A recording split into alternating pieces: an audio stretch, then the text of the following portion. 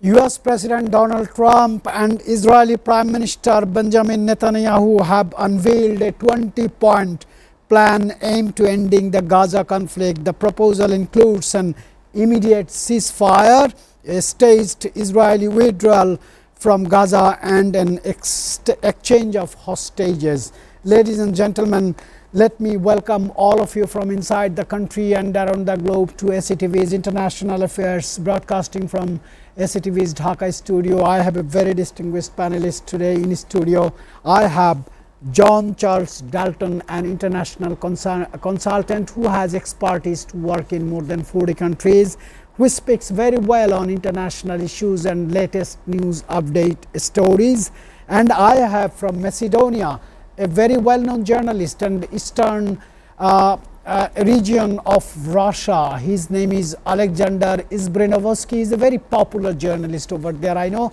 And from Washington, we have our geopolitical correspondent based in Washington, Norman Flat-Barnes, and Shamsul Pantho, our international affairs commentator, will join us soon.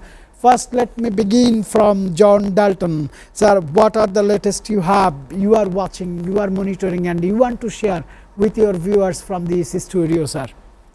Well, I'm really excited about the potential for New Gaza, which is the underlying name given to the agreement between Netanyahu and Trump. There are things in it, I think, which hold hope and promise for the very sad situation that has evolved in Gaza. And so if, in fact, it can materialize, I think it would be a wonderful thing for the globe, people in the world. There are some problems with it, with the agreement that may strike me as a little bit funny. There's no mention of the West Bank. It's totally focused on Gaza.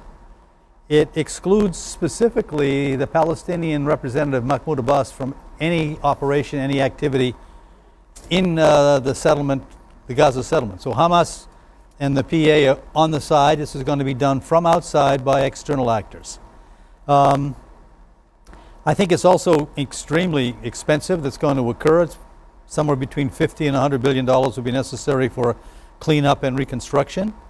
I don't know where that money is going to come from. Maybe the meeting that Donald Trump had at the UN with Arab leaders loosened up their wallets a bit, and maybe the Saudis and the Gulf states will come forward with a bunch of money to do this. But I think this is something we should really talk about in depth today, a lot about how we can understand what's going to evolve in the next several months. All right, sir. We can see our international affairs commentator Shamsul Pantho also joined. Shamsul Pantho, would you please let us know what is your first take to put on the table today as you are covering United Nations General Assembly from New York, UN headquarters? Shamsul Pantho. A very good afternoon in Bangladesh and good morning to those who are in America and with me. And of course, I welcome all my viewers. And as I'm going to open today, I want to begin with the story that the US President Donald Trump and of course Israel leader Benjamin Netanyahu have met in the White House, and they have come up with a 20-point peace plan, which of course the mediating nations Doha and Cairo are to get the message to Hamas. But this time around, the international media is saying that it is up to Hamas to understand whether or not they will accept this newly proposed plan. And if they do not, Israel holds the stance that they will then take over the Gaza Strip and do whatever is necessary to quell or to diminish what Hamas is. And not only so, in international news, we have Annalena Baerbock, who is delivered a 15-minute closing conclusion about the high sessions debate that happened here in New York. And of course, there is interesting news that is happening ever since the closing of the United Nations General Assembly. We see Benjamin Netanyahu coming up with a deal. We see Eric Adams removing himself from the mayoral race. So these are very big build-ups here locally in New York. But I just want to give you a topic for discussion today. We see Madagascar, Peru, and Kenya sharing one thing in common. In the recent days, they are all facing a popular Gen Z protest, whether it is over corruption or governmental failures to provide basic necessities such as energy and resources to its citizens. I pass it back to you, Mr. Kanchan, in Dhaka's Gulshan SATV studio. All right, sir. We have got a very high-profile journalist today who is very popular. He is like a celebrity in Eastern Asian areas. Alexander Izbrinovsky, very common name over there. Alexander Izbrinovsky, my first question would be regarding the Russia-Ukraine. You heard President Zelensky has publicly proposed creating a joint aerial shield with allied countries to better defend against drone and missile attacks. This would involve integrated air defense systems and shared capabilities. Alexander, would you please let us know what are the latest you have Russia-Ukraine war, because Russia has launched one of the largest aerial strike and assaults in the war, 595 drones and 48 missiles targeted to Kiev, the capital of Ukraine. Alexander Izbrinovsky. Thank you very much for this opportunity. So I can mention that from a European perspective of events, the situation on the border of our eastern flank, as we call it, it's quite problematic and worrying. Over the past years, Ukraine is under aggression from Russia for obvious reasons. By now, hundreds and hundreds of citizens have been killed, millions in material damage has been done. The striking thing is that on this war front, the weapon that scares us all are extremely capable tactical missiles and drone warfare. By drone warfare, only into the last, let's say, month, the airspace of European NATO countries like Romania, Poland, the Scandinavian countries as well, Denmark now lately, are always under pressure, and they have reached a turning point where the citizens of our countries, I speak "our" in plural, speaking from again the European point of perspective, are in danger, and all the governments of Europe are working on a plan how to prevent these incidents. However, even though the situation is quite dangerous in Ukraine, Europe still doesn't want to provoke Russia in sense of opening an open war conflict with them. However, some of the countries support Ukraine's effort in combating the threat from Russia, but there are countries like Slovakia or Hungary and etc., that on the other hand are either supporting Russia or either neutral in this conflict. So it's kind of a divided decision that goes on in Europe. It's quite different than from the standpoint of the US looking into this conflict. And the most worrying part, it's not about drones. It's about the possibility of deploying tactical weapons that can hit targets deep into Russian territory, which Ukraine president is pushing hard. They are mostly US made or UK made, but the problem is not that somebody will give an opportunity for the Ukrainian army to defend itself deep into the Russian airspace. The problem is, to be fair, those specific type of tactical missiles need satellite guidance. They need infrastructure. They need capable staff of using them. And in this moment, Ukrainians do not have that. So indirectly, if U.S. rockets fall deep into Russia, that's an open call for Russia in sense of somebody into the name of Ukraine has attacked Russia, and Russia is a nuclear power. I like to underline that just 2 weeks ago, Russia and Belarus performed one of the most biggest military exercise in the region lately, parallel of the war that's happening in Ukraine. They have demonstrated their capability to counter European weapon systems, and they also deployed specific, very scary, very problematic Iskander missiles to Kaliningrad. That's a territory that's governed by Russia, and it's fairly deep inside of Europe. So shortly said, not to take too much of our time, the situation in Europe is extremely scary. It doesn't even look like the Cold War in the 50s. It more looks like into the period before the start of the Second World War. I really The citizens appreciate, are scared. Sir Alexander Izbrinovsky, for your very detailed and articulated situation explanation to the show. I want to go to Washington.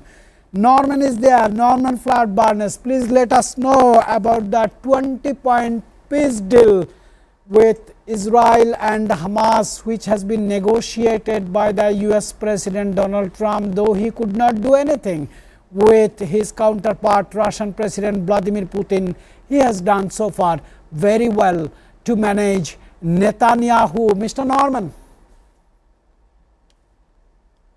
Yes, good morning from Washington. Today we are reviewing the Gaza deal that was presented by our government and Israel in regards to ending the war in the Middle East. Right now, Hamas has the plan. They are reviewing the plan. And at the same time, the United States government is dealing with our imminent shutdown. As of midnight tonight, unless both parties of the House agree, and right now they are determined not to agree, the government in the United States will shut down its business operations. So that is the biggest issue right now, is exactly how we live through tomorrow. Tomorrow is going to be a new day regarding this. And as we wait for Hamas to respond, our military leaders are meeting with the president today in Virginia to discuss future plans on military actions and the position of the military in the United States and how they're going to deal with global issues. All right, Norman, here is John Dalton, who understands better than all of us regarding the government shutdown situation in Washington, in federal systems. Sir, you have heard, Norman has mentioned the biggest issue in the United States is going to be government shutdown under the administration of Donald Trump. What are you going to say, and how you going to explain the situation may overcome? Well, everybody should be concerned about it, but it's just a matter of inconvenience. All of the critical functions of the government will continue. There'll be continued funding provided to air traffic controllers to provide other activities. People who have direct sort of retail exchanges with the government will be out of luck. You might not be able to get information to be able to file your tax return from IRS because they'll be on shutdown. Many people will be furloughed, and that's seems to be some sort of a disguise to reduce the workforce. They may not be asked to come back. This happens all the time. It happened before with Donald Trump. For 35 days, we had a shutdown in 2020. So the government shutdown is a common feature. It happened during Obama's time. It happened during Clinton's time. It depends on how strong the Democrats can be and how they can hold the line. Don't forget, this is only a 7-week shutdown. This is for a continuing resolution. The main discussion will have to occur in December when they go for a more full-blown authority. The key issue is that the Republicans are holding out for reducing the coverage on the Affordable Care Act, for reducing school lunches for children, and for affecting other factors in the health sector.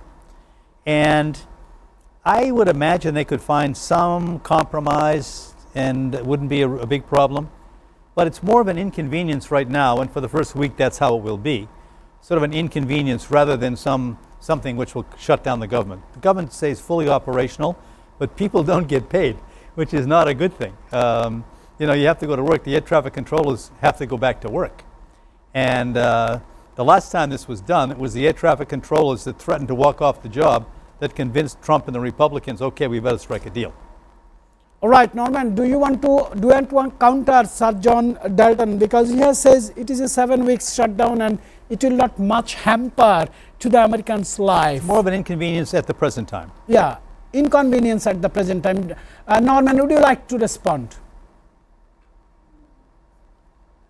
I look at this situation. I've been through many of these. This is going to be a little bit different. The Republicans has a position that they want to move forward with the government. And the Democrats right now do not have much outside of this opportunity. So they're looking to basically make a stance against the Republicans and the current administration and the position of the healthcare system, the position of the budget, their positioning in the eyes of the president is now being challenged. So we're looking at some basically hardline, I guess, discussions between now and midnight on exactly how we're going to work together. At the same time, we have people who will be out of services, people who dependent on Social Security will not, they'll have a delay getting their money, people be laid off, furloughed, and the Republican response that they will basically eliminate some positions. So it will be a lot of problems dealing with people, everyday people. Even though it may be a short-lived thing, it will be disruptive to the particularly the United States and the people who dependent on the federal All funding. right, Mr. Norman. Sir Dalton has raised his hand. He want to add something, but I want to add one question with this. What is the position of Hakeem Jeffrey and Jack Schumer? Chuck Schumer. Well, I think Norman has hit something very, very important. What he's, for the last 9 months, the Democrats have been moaning, or I mean, in a nice way, or let me say, have been complaining about the fact that the leadership has failed to do anything in the Democratic Party to counter the march of Donald Trump and his minions to advance their philosophy and policy. And so the Democrats have been perceived as weak, as feckless, as not having any positions on key issues. And so, as Norman points out, it's important for them as a matter of their identity to establish some kind of a strong position that we're not going to keep putting up with this being railroaded by the Republicans. His point is well taken that the people are going to be inconvenienced. There will be some problems. This is a battle of two different philosophies, and the Republicans may have used some sort of a hidden trick to put people on furlough and never call them back. So they may be downsizing the government through the back door, and that is entirely possible. Right, but sir. I think the key thing he said is that this is basically Custer's last stand for the Democrats in the budget battle. Yes, sir. Yes, sir. I want to get back again to Shamsul Pantho and both Alexander Izbrinovsky. Both of them I want to get on the screen in the same time because I have back-to-back question for Sir Alexander Izbrinovsky and Shamsul Pantho. President Vladimir Putin clearly says in America after the Alaska summit, he wants to conclude the war in Ukraine. But his 5 points has to be maintained. Number one, the territory he acquired, he will not leave it. He doesn't want, Ukraine is still ambitious to be the member of NATO. His point is not to allow NATO to intervene. His point is to open the sanctions has been given by the Western countries. And last one is he doesn't want to talk with Volodymyr Zelensky. In that situation, the peace talk has been freezed. Alexander Izbrinovsky first. What is your point? How to start this peace talks again? Alexander Izbrinovsky. The initiative of President Trump at the beginning was received with open arms. Quite problematic maybe on the Ukraine side, but then we all in Europe got hopes since there were discussion going on with Vladimir Putin and Russia. Also the European perspective into things, but how time progressed, the possibility for immediate still an end of war distinct itself from public eyes. What now, to be fair, it's everybody's focused in Europe, excluding Ukraine, is how NATO will use its Article 4 and 5 out of the constitutions. These two articles reflect on how sovereignty is defended if aggressor steps into the land or air of European countries. Meaning, if a missile lands, for example, in Poland and hits infrastructure that's problematic, all of the world goes to war. This includes US, UK, and everybody from Europe. Ukraine, it's not a part of NATO. It doesn't has those obligations toward the international organization. It's supported by members, but not by every member of NATO. So people need to understand that this is not a shared value of all the European countries. To be fair, the majority of them support independence of Ukraine and the whole territory and sovereignty over it. But there are some other voices that need to be heard. For an example, statistically and by power, Turkey is the second country by the large of military force in NATO, and Turkey is openly doing business, is not producing sanctions to Russia. It's even meditating the process. So you can see the diversity from this. Maybe it's not viewed globally, but in Europe we do have a tendency to complicate things. However, my solidarity goes to the Ukraine side of this war. They're defending for their freedom and for their land. And I do hope that at some point Donald Trump's initiative or similar ones will be affected. So nobody will be declared, let's say, a loser in this war.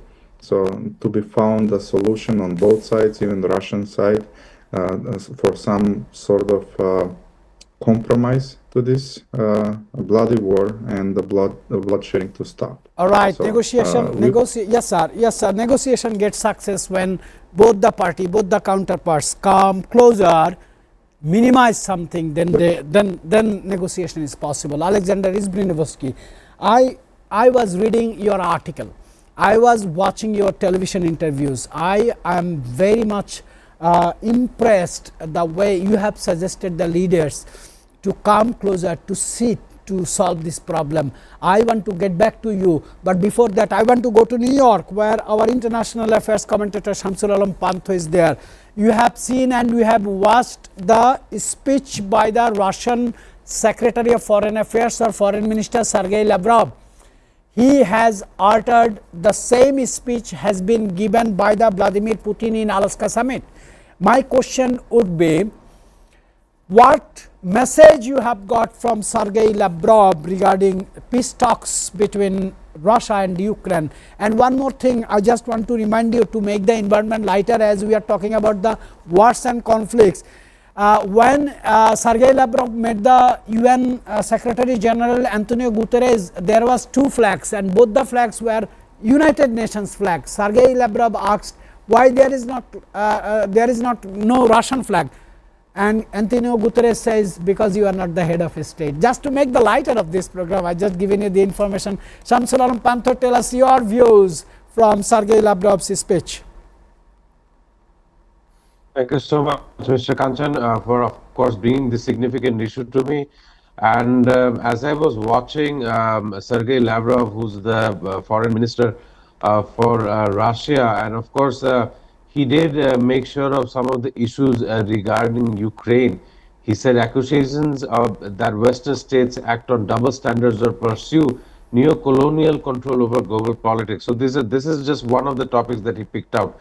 But he did say that we are decisive and we will look for, we won't think otherwise, but if we are targeted in such a manner. So it was a decisive, Europe will mount a decisive response to any kind of action. These are the words of Sergei Lavrov himself. So he is asserting that they are ready to face off any kind of party toward, and that Russia is at all-time readiness. We know, we've been following the news from all global cities that join us in this program, International Affairs.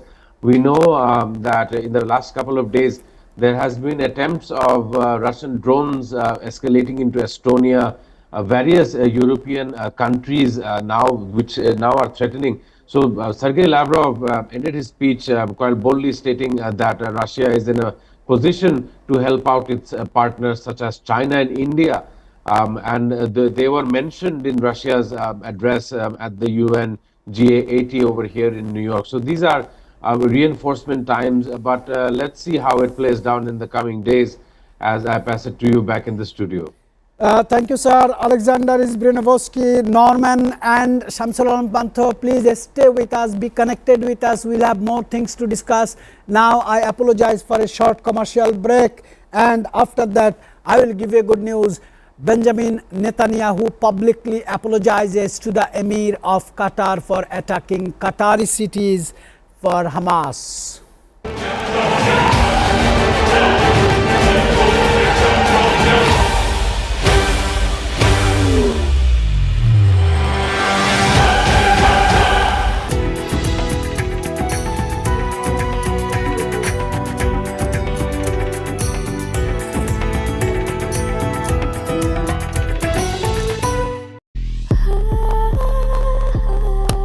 Walton Switch, stylish and elegant. Walton is a global brand. World class innovation নিয়ে ওয়ালটন এখন দেশের সীমানা পেরিয়ে পৌঁছে গিয়েছে 50টিরও বেশি দেশে। ওয়ালটন, ঘরে ঘরে বিশ্বজুড়ে। মেরিল প্রথমবারের মতো নিয়ে এলো ভিটামিন সি সোপ বার। এটি ত্বককে সুরক্ষিত রাখে, ফিরিয়ে আনে natural glow.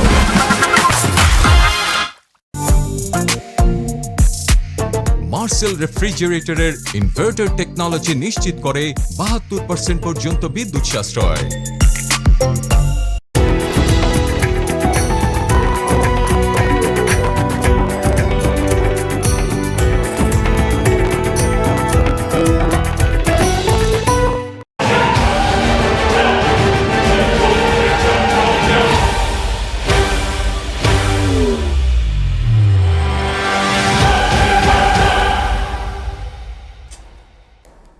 Let me first come to Norman. I know Norman, Alexander Izbrinovsky, and Shamsul Alam Pantho, all of you have time limitations, so I want to come to you first because me and Sir Dalton will be in the studio till 3 p.m. First, Norman, let us know, you have seen the 20 points discussion, you have seen the biggest smile by Donald Trump and Netanyahu, but on the other side, Netanyahu said, I apologize for attacking Qatar. Why he will not apologize to the leaders of Iran? Why he will not apologize to the leaders of Lebanon? Why he will not apologize to the people of Gaza?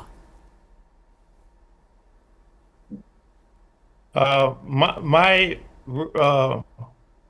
response is that his apology was forced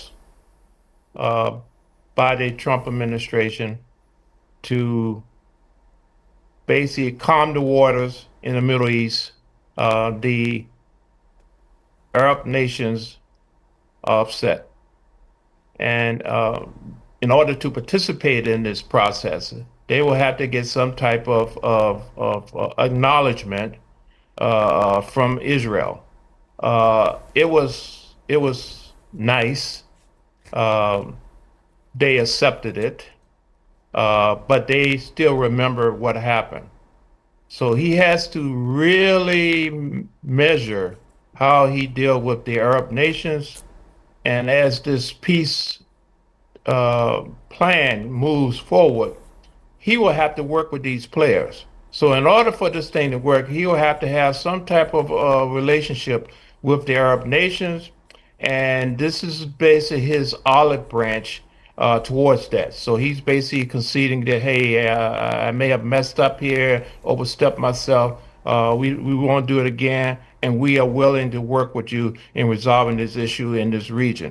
So, so his response was basically selfish, based on what he wants to do, and also give them the understanding that basically, hey, we are offering Hamas a plan. And it's up to them to take the deal. If they don't take the deal, we will continue with our onslaught and complete destruction of the region. So he is basically playing both ends to the middle, letting them know that, hey, we understand, we sorry for what's going on, but we still have a plan. And with the approval of Big Brother United States, we will complete the plan. All right, Norman. Production, I want to get Alexander Izbrinovsky because I have a questions. Many days I have been advised by my producers to ask any person I get from Russia or Ukraine. Mr. Alexander Izbrinovsky, you know, the personal ego of Russian President Vladimir Putin to attack, to continue the war with Ukraine is his personal ego. How does Russian people accept it, because Russia is facing huge economic crisis. Even in the market, bread, butter and vegetables are not available right this moment, because I was talking with some Russian friends, journalist friends from Moscow. This is the scenario and world media are not reporting on that. Mr. Alexander Izbrinovsky. Well, I tend to explain this. So technically the war in Ukraine doesn't last for 2-3 years. It started 2014 with the annexation of Crimea and etc. And our country, it's in Russia, even though it says it's a special operation, which by international law they can define it as it, and they're in war for nearly a decade. So, and the negative effects from this situation are evident, but for the global surprise is that Russia is prevailing. Russia is capable of renewing ranks, using new weapons, building infrastructure. To be fair, there were some statistics saying that the tempo of building high-tech tanks and armored vehicles and tactical missiles surpasses the one of Europe and US at the same time. So there is quite a diverse picture in sense of how everybody sees the events going on inside of Russia. Would there be supplies of food into the stores? I do not think so that is the case. Russia has an extremely good economical advantages with China, which it borders physically, and some of the ex-Soviet republics, which are allies of Russia, do it the same. So they are now shifted economically more towards Asia than they were to Europe, because Russia, it's a European country anyways, but it's a huge country. So this is a top debate that's practically defining the point of perspective into anything. For me personally, how you can see a military power going down, failing, it's how long it can be active in war. Just to give a perspective, the Second World War lasted 4 to 5 years, and all the nations exhausted their capabilities all right, to fight sir. and All right, everything. sir. I really appreciate your thoughtful information. And I remember I had a show with you and Harvard professor Ivan Kachanovsky, and you have suggested some points which later has been published in different outlets in Russia. Thank you very much, Alexander Izbrinovsky. Thank you very much, Norman Flatt-Barnes. I have the last question to Mr. Shamsul Alam Panto. As you are hearing, I'm sure he is not in the line. Production, try to connect him. Sir, I want to come back to you. You are hearing the 20 points negotiation by Trump and Netanyahu, but there is no progress at all in the Russia-Ukraine issue. What President Trump emphasized a lot, he invited Russian president to his country, and result is zero. Now he's focusing on Israel and Gaza. Well, I think he can walk and chew gum at the same time. I mean, you have to be able to address multiple issues. If you're the president of the United States, he's probably looking at what's happening in Congo. So he gets briefings. It's said of him that he doesn't pay much attention, but there's no reason why he couldn't do both of them simultaneously and allocate his resources and his energy to both. There's one question I think people should be aware of, however, and it has to do with the whole issue of reconstruction and where the money comes from. The apology to the Qatari emir was met with ridicule inside Israel by Smotrich and Ben Gvir and the right wing elements of his cabinet. And this is the risk. Everybody focuses on, will Hamas accept this deal?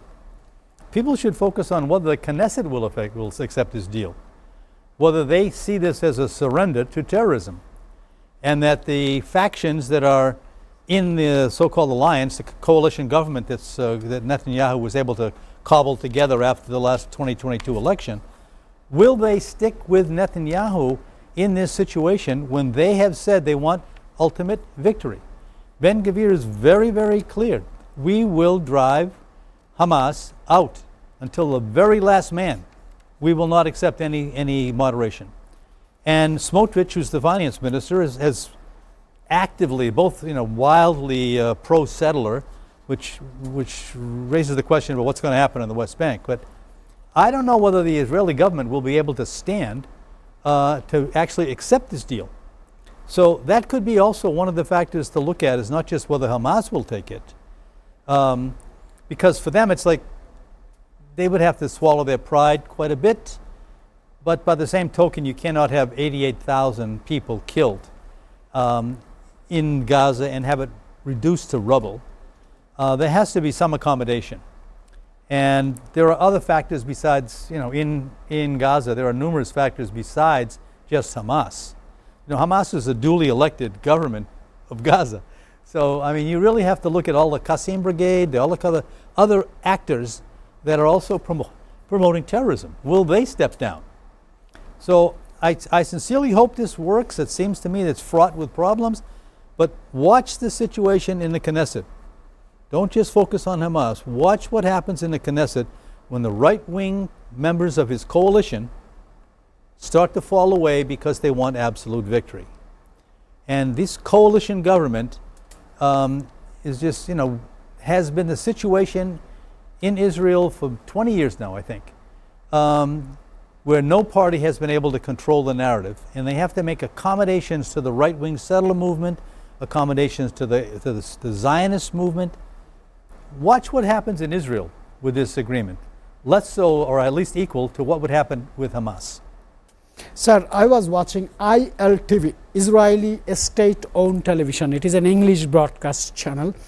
And the opposition leader, General Benny Gantz, he criticized Netanyahu, and he says Netanyahu has created such position in this geographical location as if no other opposition leader or leader get guts to be the Prime Minister of Israel, because he has created problems with Lebanon, Iraq, Syria, Gaza, Palestine, Iran, even Qatar.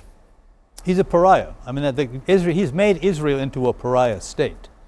And when people talk about when people talk about arms to Ukraine, coming from NATO and coming from the United States to empower Ukraine government to resist the invasion. But when people talk about the European Union countries have cut off the purchase of military equipment from Israel. Israel is one of the world's biggest producers of military materiel and weapons. So $15 billion last year was the amount of exports from Israel to European countries of military equipment. They are totally committed to a militaristic regime. What they don't export, they use. They are very, very, very strongly capable of extending this war, according to Ben-Gvir and Smotrich and others in the coalition government. So it's not going to be an easy sell inside the Knesset. And I want to watch to see whether or not this was just some sort of Netanyahu realizing that he can accommodate Trump's wishes. He can make sure that if by some chance this does go forward, he still has friendly relationship with the Gulf states, because that's where he's going to have to get some of the money. And the same thing with Saudi Arabia. But without Qatari money, without Bahraini money, without Saudi money, this is not going to happen. There is one very funny and very different news that the Taliban government in Afghanistan has ordered a nationwide internet shutdown in Afghanistan to prevent what they describe as immoral activities. And the move has raised concerns about the freedom of expression and access to information. I will talk about this. I love to talk about this because the Bangladesh previous government has shut down the internet, and the result everybody know. The Nepali government, KP Sharma Oli government has done the same job, and people has seen the result. Now Afghanistan government totally shut down the internet and says immoral activities in 21st century. This kind of administration we are seeing. Ladies and gentlemen, I again apologize for a very short commercial break.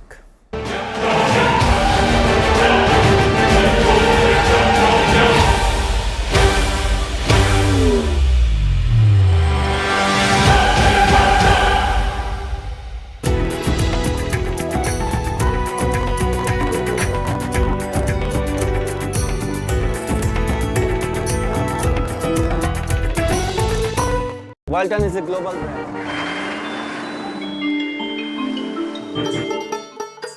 সারা দেশে লাখো মানুষের কঠোর কর্মতৎপরতা ও নিষ্ঠায় SA পরিবহন parcel and courier service এখন 16 কোটি মানুষের হাতের নাগালে।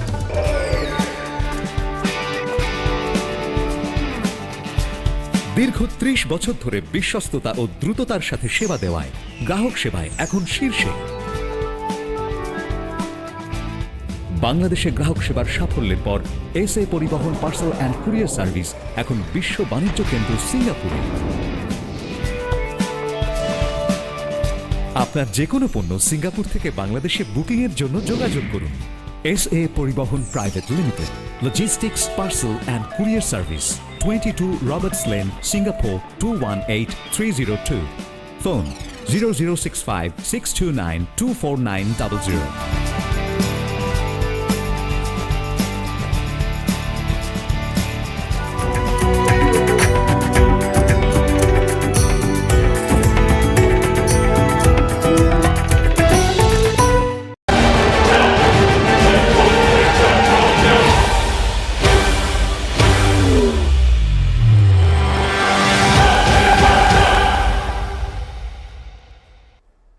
Welcome back. Sir, you heard that Taliban government has ordered internet complete shutdown. The same things happened in Bangladesh during the students' uprising, and the result everybody know. The same things took place in Nepal under the leadership of KP Sharma Oli, who is ousted now. You know the result, everybody know the result. Now same thing, same message, same style is going on Afghanistan. What signal is this? What message is this? Is it adaptable in 21st century? Well, they're three, they come from three different places, really. I mean, in Bangladesh, social media was a perfect instrument to engage all of the Gen Zers and other people and give them information, mobilize them more effectively, and the government, to protect its interest, shut it off. Okay, so it was a short term. I've been in several countries where that has happened. I've been in the Philippines when that has happened. Other places where they shut down the Indonesia internet. too. Yeah, to stop the flow of information among the people who are likely to be agitated against the government. So the government protects its position. In Nepal, they just made a tactical error, and but they certainly, with huge, had strategic consequences. They shut it down because people hadn't applied for the licenses. So they were looking for a revenue stream from all of these outside sources. And so they're paying the price because you cannot shut off, as I mentioned just the other day. People are trapped in Nepal. They're looking for jobs in the Middle East. They can only get them by contacting their associates who are already there with no ability to communicate. They're trapped.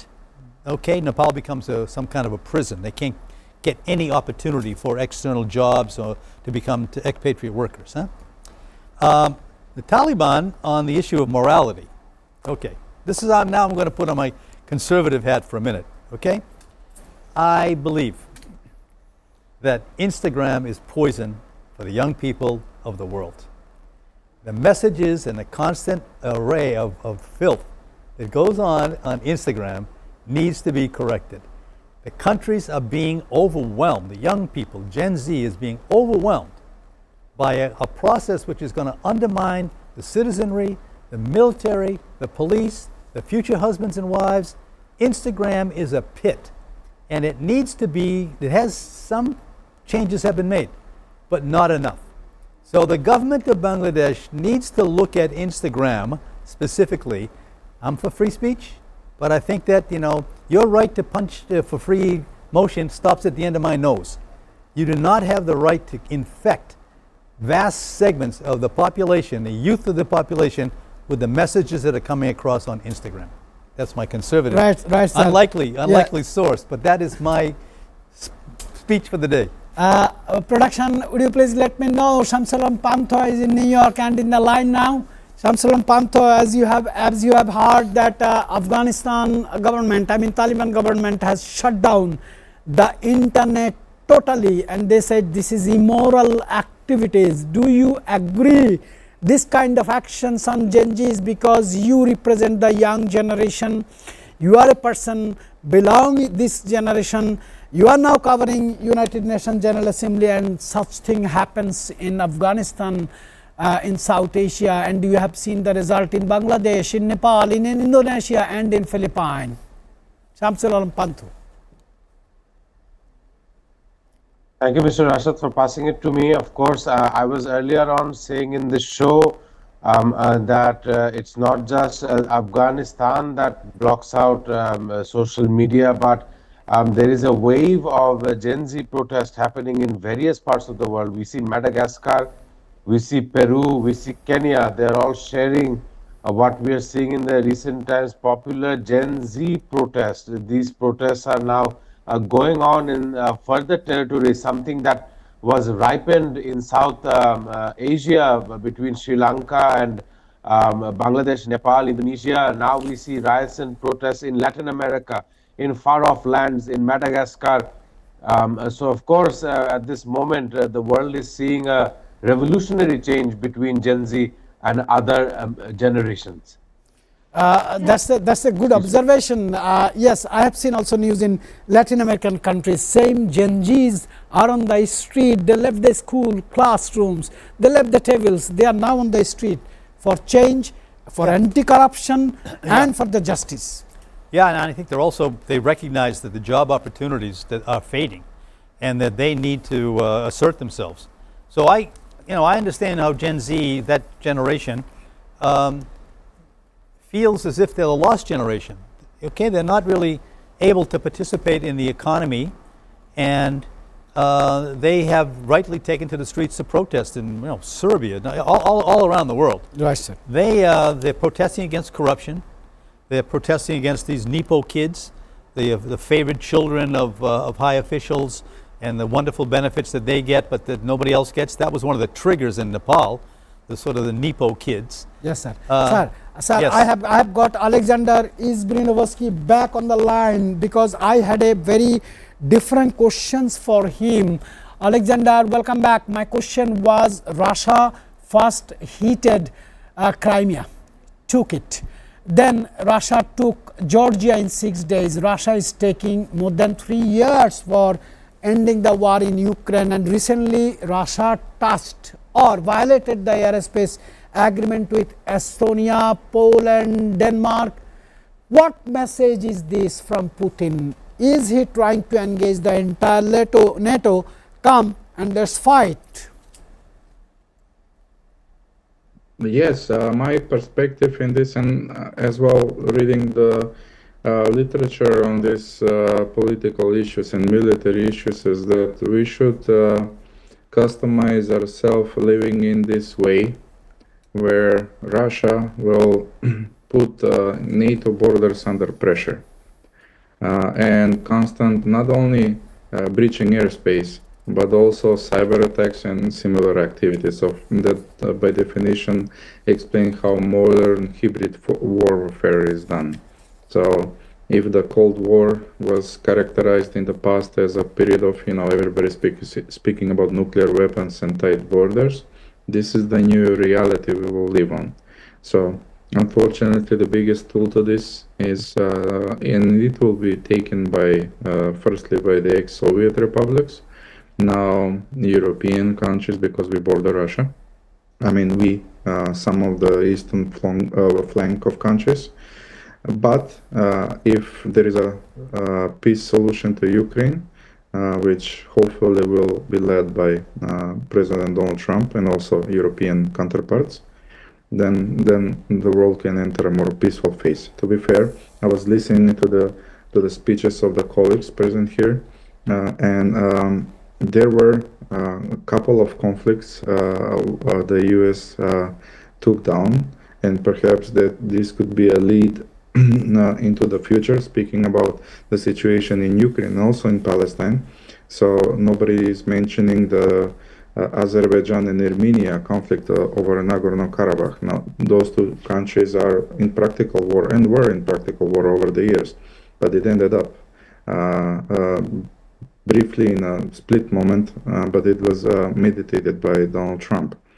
So their joint interest is selling oil to Europe, invading Russia's efforts to profit out of this solution. So that's one solution that he found pragmatically, maybe not typically political as he is usually.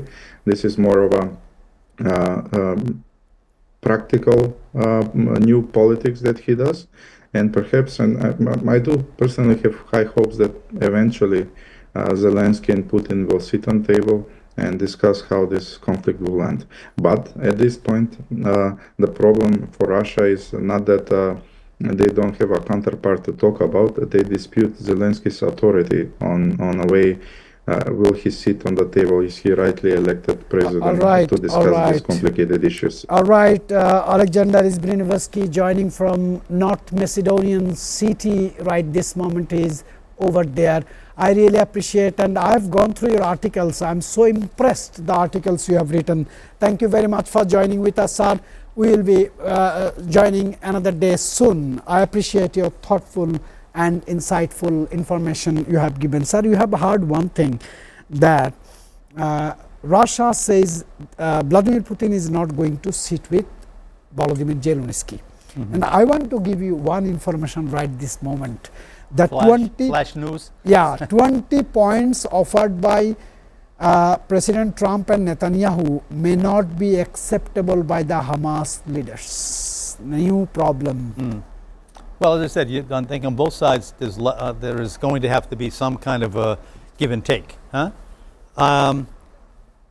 But if I were into looking at the parts that they have to like decommission all their weapons. They have to agree. Sir, I will come back to you. Okay. I have Shamsul Pantho on the line. He has very time limitations. Shamsul Pantho, I want to ask you the same questions. If Hamas does not agree the 20 points submitted by Netanyahu to Donald Trump to go for the negotiation, what would be the next? What you are gazing? What I'm understanding is that if Hamas does not accept this 20-point peace plan, then the remainder of the Gaza Strip will be taken over by the Israeli IDF forces, or at least that is what Benjamin Netanyahu ascertains to everyone else here in New York and of course throughout the whole globe.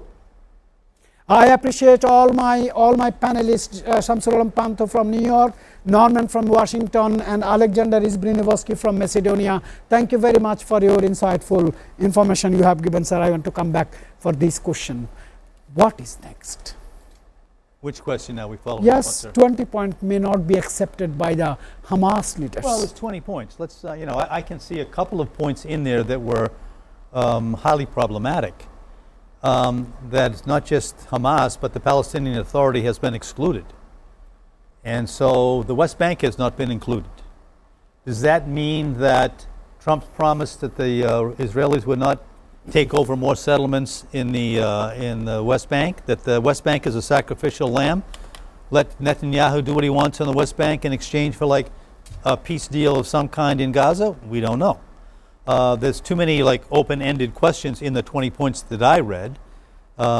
Interestingly enough, the very job that I did in Gaza for the Palestinian Authority are items number 13 and 14 in the 20-point plan. It's the same, the more things change, le plus ça change, le plus la même chose. So it's like we're back to go on this issue.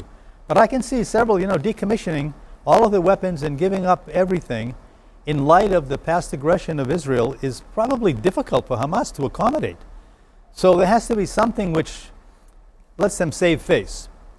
But in a sad and ironic kind of way, every able-bodied Gazan would have a job in the reconstruction of Gaza itself. Everyone would have a job and income. So last question, you have to finish in 1 minute. That is, one Arabian journalist told me, when you see Netanyahu or Israeli people are offering negotiation, it means they are taking breathing space to prepare themselves to be more stronger to attack again. That's what Hamas probably worries about. Why should we disarm and then have it come back at us again? This has been repetitive. This has gone on and on and on. And in the 20-point plan, Israel retains for itself control over a security boundary on North Gaza. So how long and deep is that? I mean, are they going to go down? Is that border, depends on how thick it is. You know, how deep is it going to go cutting into the available land in Gaza itself? So, I mean, everybody has a right to be hopeful about the new Gaza, but also somewhat skeptical about whether or not these things can actually happen on the ground. And the administrative arrangement, the organizational structure they've put together for the Board of Peace and the so-called security guarantees, those have to be worked out in great, great, great detail. I mean, you may have 20 points, but you have like 10,000 open issues. All right, sir. Sir John Charles Dalton has experience to work in Gaza extensively. He has got very good experience with Gaza and Israel issue, Middle East issue. I sometimes call him Middle East expert as well. No, not yet. I really appreciate your valuable opinion in this show. Today is Christopher Jackson's birthday. He's a very popular American actor, singer and composer. Celebrated his role in Hamilton, also marks his 50th birthday. Happy birthday to Christopher Jackson. I personally, I'm a big fan of your works. Ladies and gentlemen, I'll see you tonight.